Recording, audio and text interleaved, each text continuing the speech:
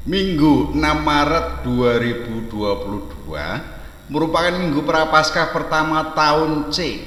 Pewartaan Injil dalam perayaan Ekaristi diambil dari Injil Lukas. Yesus yang penuh dengan Roh Kudus kembali dari Sungai Yordan, lalu dibawa oleh Roh Kudus ke padang gurun. Di situ ia tinggal 40 hari lamanya dan dicobai iblis.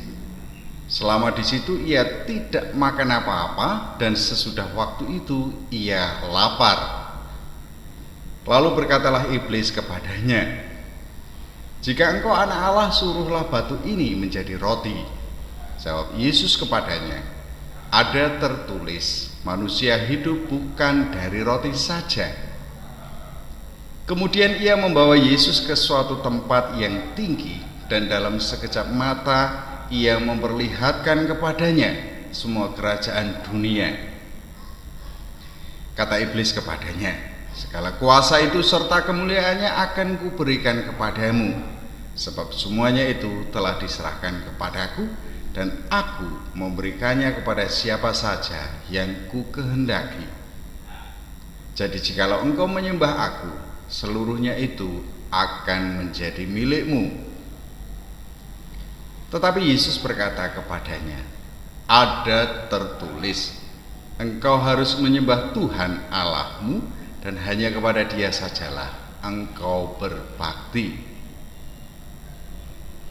Kemudian ia membawa Yesus ke Yerusalem dan menempatkan Dia di bubungan bait Allah, lalu berkata kepadanya, "Jika engkau anak Allah, jatuhkanlah dirimu dari sini ke bawah, sebab ada tertulis, mengenai engkau, ia akan memerintahkan malaikat-malaikatnya untuk melindungi engkau, dan mereka akan menatang engkau di atas tangannya, supaya kakimu jangan terantuk kepada batu."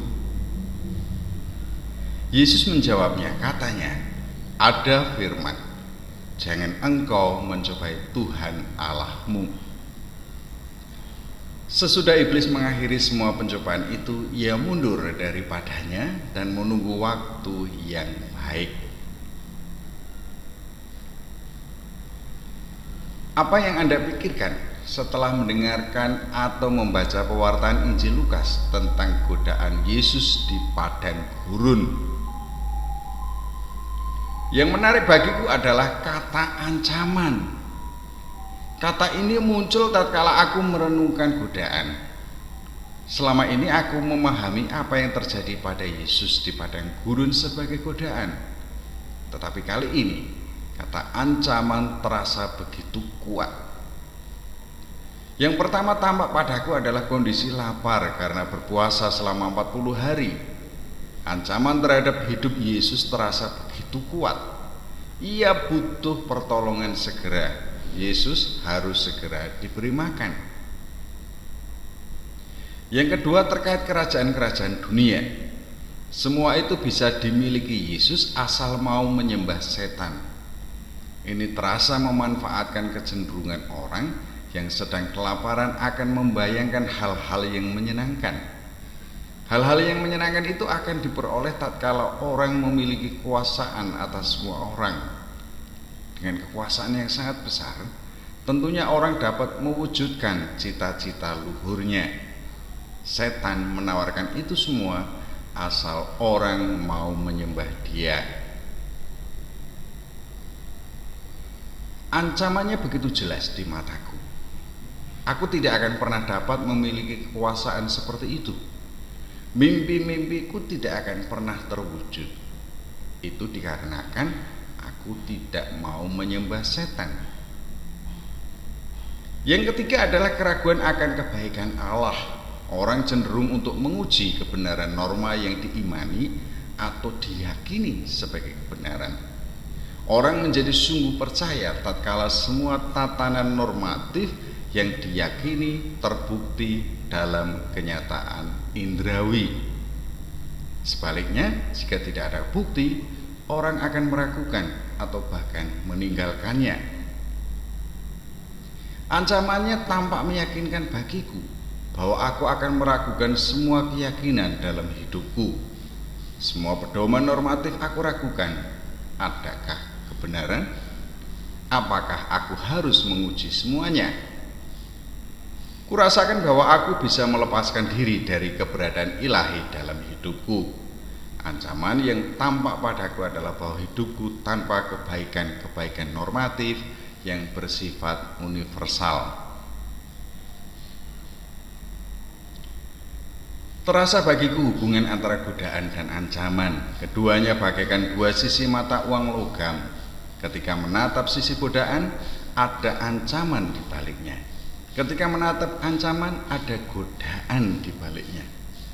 Baik godaan maupun ancaman, aku kategorikan menjadi 3 dari paparan atau yang dikisahkan Lukas, yaitu yang pertama terkait dimensi fisik atau biologis, yang kedua dimensi sosial, dan yang ketiga dimensi iman.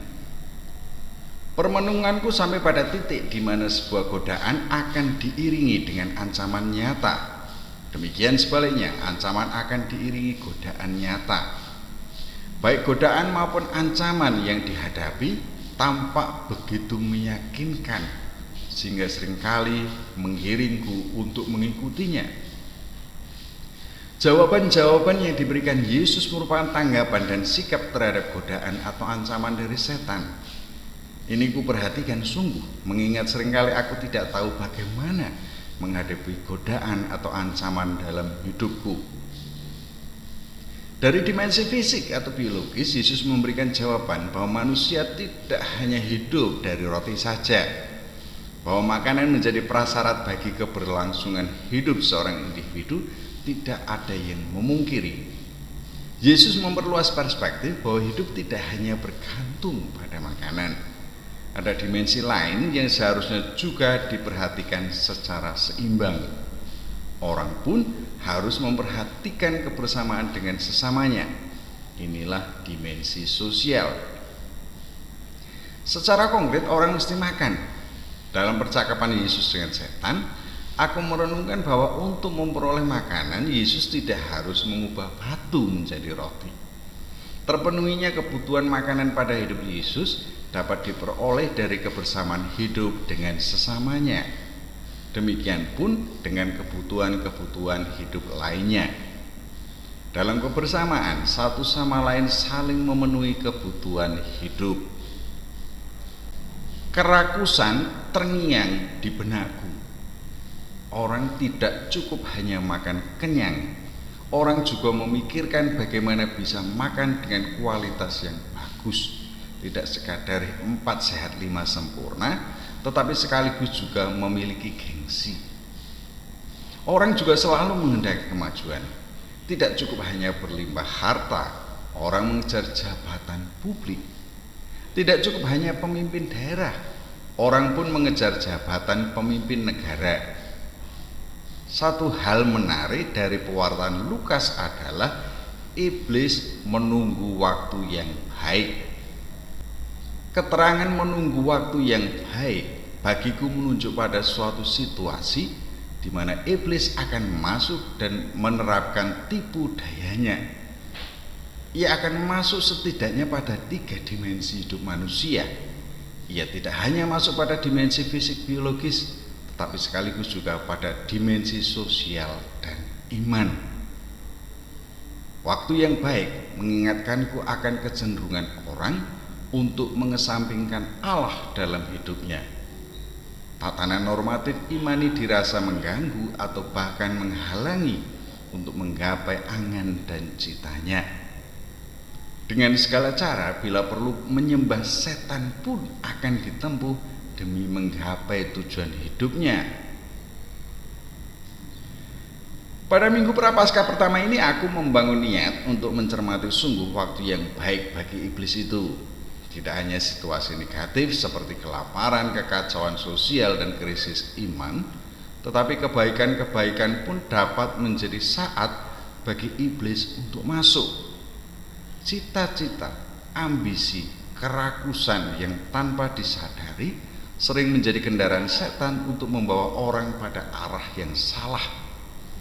Tujuan akhir dari tipu daya iblis tidak hanya agar orang menyembah kepadanya, tetapi sungguh menghancurkan semua karya Allah. Sampai di sini aku merenung bahwa dalam diri iblis terdapat kecenderungan paling kuat untuk penghancuran diri. Di dalam dirinya terdapat kontradiksi. Dengan menghancurkan karya Allah, ia pun akan hancur, tidak membuat dirinya menjadi Allah yang menguasai segala sesuatu. Doaku, semoga di awal masa Prapaskah yang dimulai dengan doa gereja bagi perdamaian di Ukraina, kegelapan yang disebarluaskan iblis hancur oleh terang ilahi. Semoga demikian. Amin.